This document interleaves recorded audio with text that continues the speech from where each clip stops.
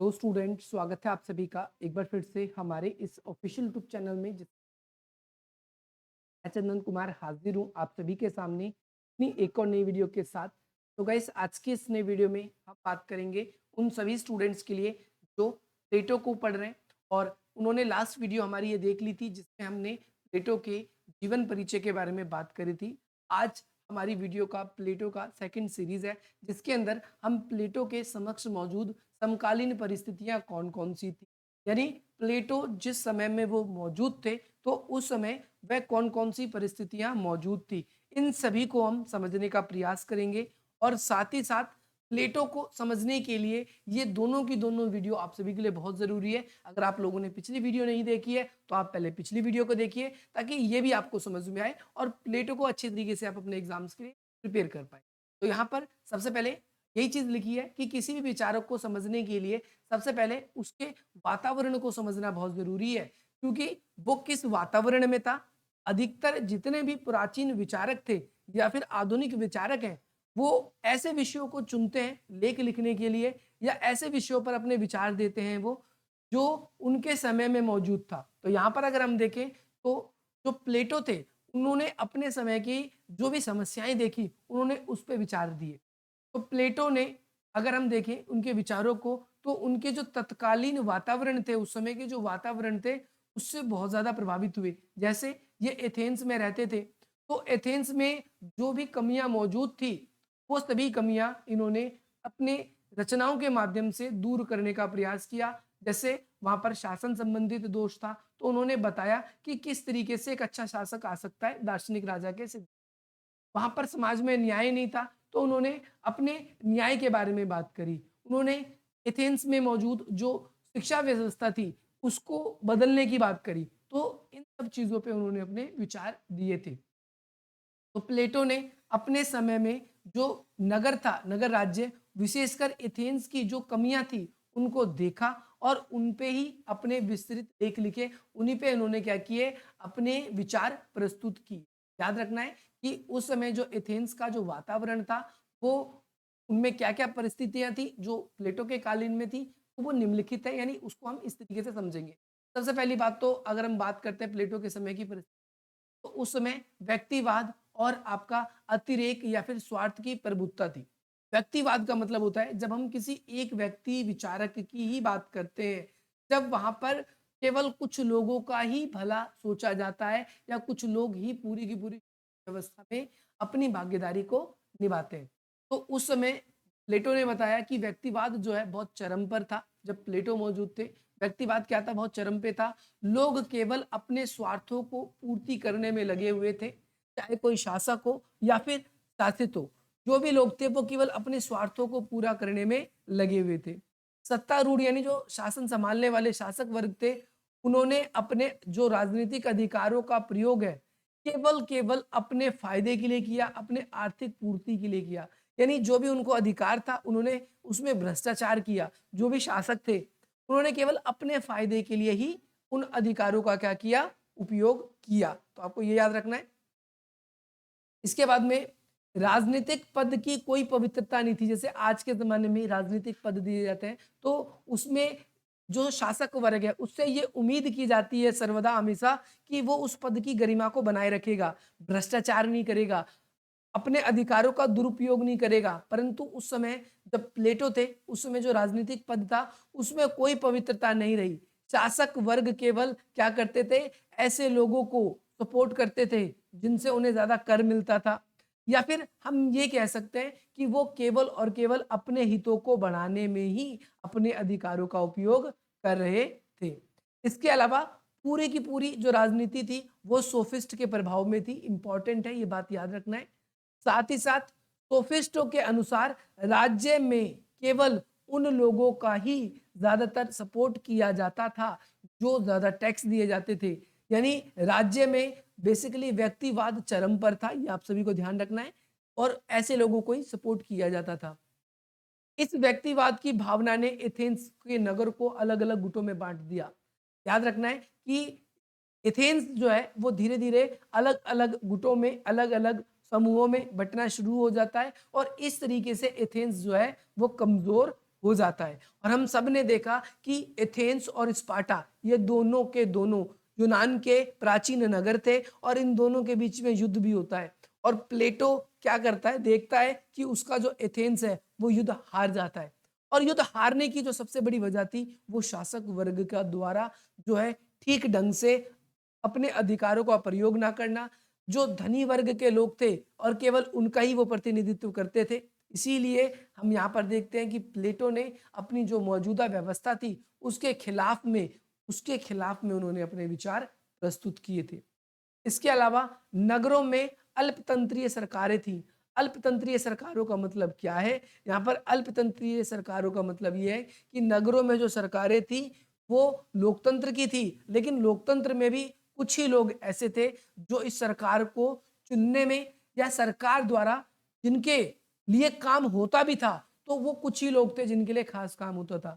उनकी स्थिति प्रजातंत्र के नगर में बिल्कुल बुरी थी। यानी उस समय का जो शासन व्यवस्था था प्रजातंत्र था। और प्लेटो ने बताया कि ये प्रजातंत्र बिल्कुल बुरा था, बिल्कुल अच्छा नहीं था। शासकों को धनी वर्ग का प्रतिनिधित्व था, यानी शासक के चुनाव में धनी वर्ग की भूमिका थी। इसीलिए शासक धनी वर्ग को ही ज्यादा महत्व दिया करते थे। आपसी हितों का इनका टकराव था और राजनीति में अस्थिरता थी। याद रखना है, समाज के जो लोग थे वो आपस में कई भागों में बटे थे, जिससे टकराव की स्थिति बनी हुई थी। अल्पतंत्र और प्रजातंत्र दोनों तरह की सरकारों में ऐसी व्यवस्था देखी गई। राजनीतिक धन लिप्सा राजनीतिक धन लिप्सा का मतलब यह है कि जो शासक वर्ग थे वो केवल धन कमाना चाहते थे, भ्रष्टाचार करना चाहते थे, अपने स्वार्थों में केवल लगे हुए थे। शासक वर्ग के जो सलाहकार थे या जो शासक वर्ग भी थे उनके परस्पर आपस में बहुत विरोधी बन चुके थे, आपस में बहुत मतभेद होता था। और साथ ही साथ जब लोगों ने देखा कि भ्रष्टाचार बहुत ज्यादा बढ़ रहा है, शासक वर्ग उनके हिसाब से काम नहीं कर रहे हैं, तो इससे विरोध भी उत्पन्न हुआ। यानी सरकार के खिलाफ लोगों ने आवाजें उठाना शुरू कर दी। और यहाँ पर प्लेटो के शब्दों में बात करें तो प्रत्येक राज्य में दो भिन्न भिन्न राज्य थे, एक अमीरों का राज्य और एक गरीबों का राज्य। नहीं, राज्यों में एक अमीर का तबका था और दूसरा गरीबों का तबका। शासक वर्ग अमीरों को सपोर्ट करते थे, इसीलिए गरीबों के द्वारा क्रांति या फिर गरीबों के द्वारा जो है विद्रोह किए जाते थे। ये भी याद रखना है। प्लेटो ने देख लिया कि इस समस्या का जो है भूतकाल स्वार्थ प्रवृत्ति और धन जो है आपकी लिप्सा मेन कारण है। प्लेटो ने बताया कि ये जो राजनीतिक अस्थिरता का कारण है, इसका सबसे बड़ा कारण क्या है कि एक तो धन लिप्सा है, दूसरा क्या है स्वार्थ की प्रवृत्ति। शासकों में स्वार्थ की प्रवृत्ति थी और उनमें लालच बहुत ज्यादा था।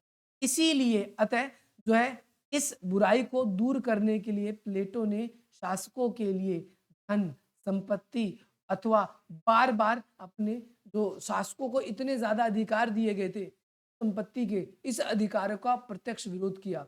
आप देखोगे प्लेटो ने अपने दार्शनिक राजा का सिद्धांत दिया है, उसमें बिल्कुल उन्होंने कह दिया है कि जो राजा होगा उसके पास संपत्ति का कोई अधिकार नहीं होगा। ये आपको याद रखना है।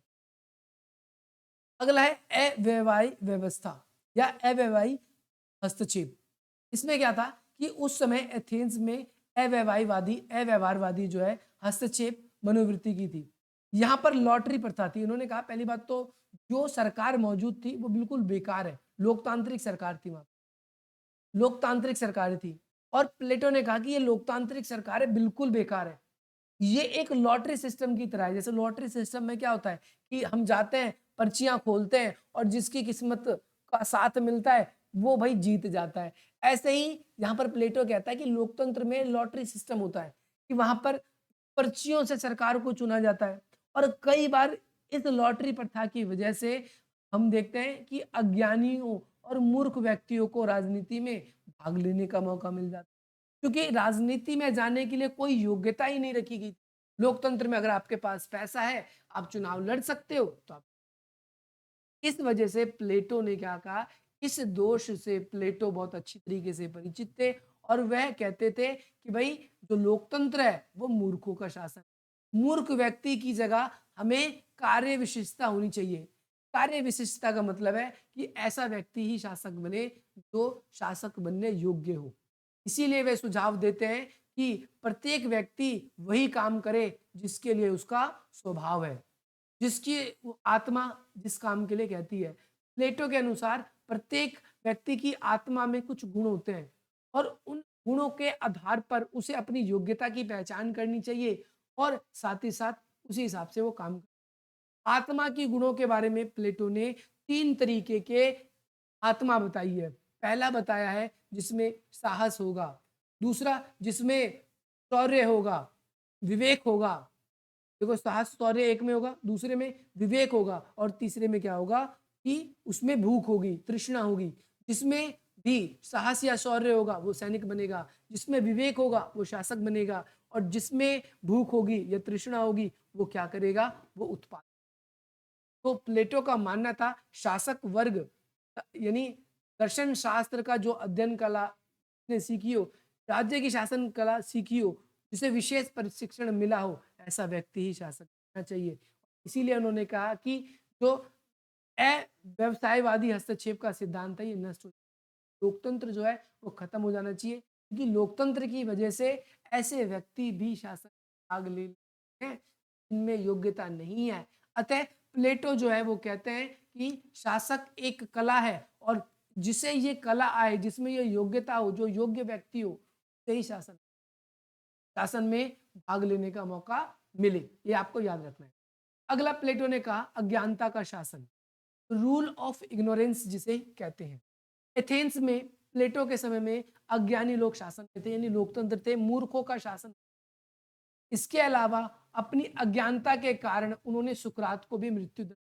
तो सुकरात जो थे, मैंने प्रीवियस वीडियो में बताया था कि प्लेटो के राजनीतिक गुरु थे, उन्होंने लोकतंत्र के खिलाफ बोला था तो उन्हें जहर का प्याला पीना पड़ा।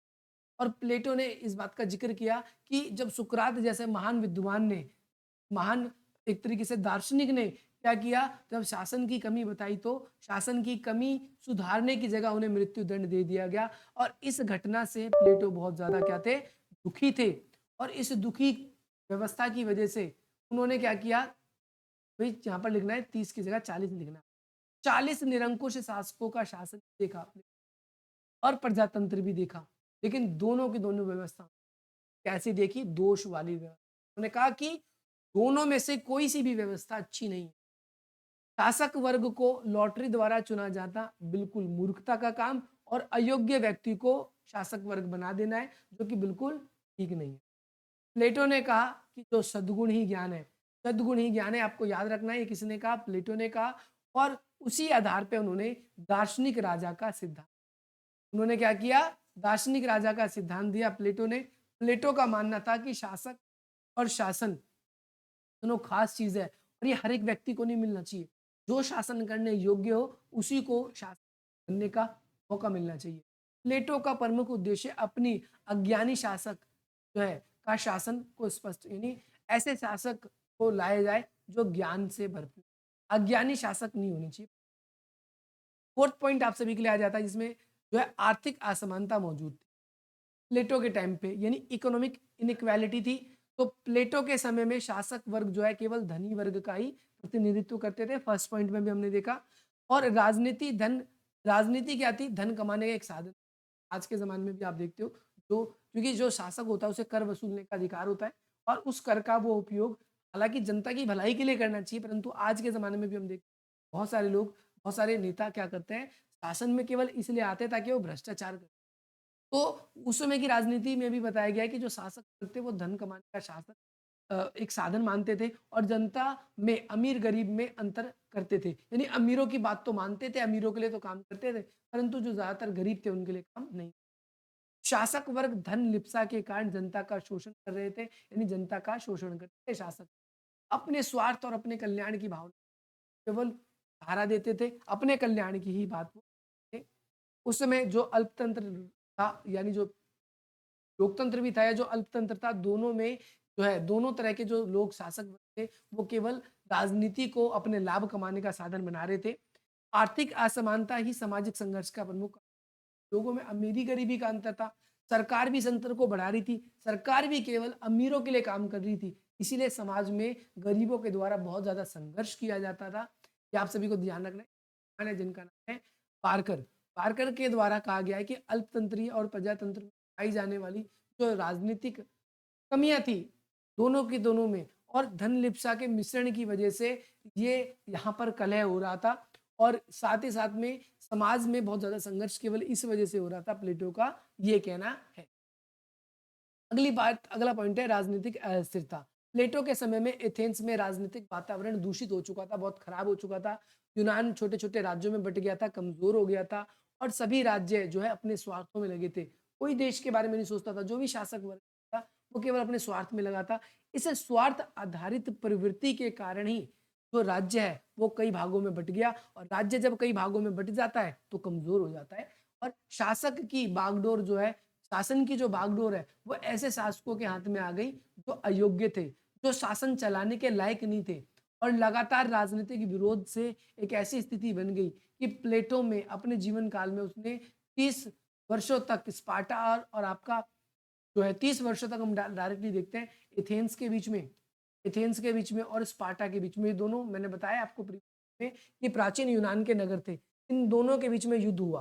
कितने वर्षों तक? 30 वर्षों तक। और ये युद्ध का नाम क्या है? पेलोपोनेशिया युद्ध है, याद रखना है आप सभी को। और इस युद्ध के अंदर हम देखते हैं कि भाई एथेंस की हार भी हो जाती है, इससे जो प्लेटो है वो बहुत ज्यादा दुखी हो जाते हैं और उन्होंने क्रांति या विद्रोह द्वारा एथेंस में जो है 30 निरंकुश शासन को स्थापित, नहीं 30 की जगह 40 लिखना है आपको, 40 निरंकुश शासकों की शासन भी स्थापित हुई यहाँ पर, परंतु फिर भी उसका कोई फायदा नहीं हुआ। ना यहाँ पर लोकतंत्र का फायदा हुआ, ना फिर 30 निरंकुश जो शासक, 30-40 जो निरंकुश शासक हुए उनका भी कोई फायदा नहीं।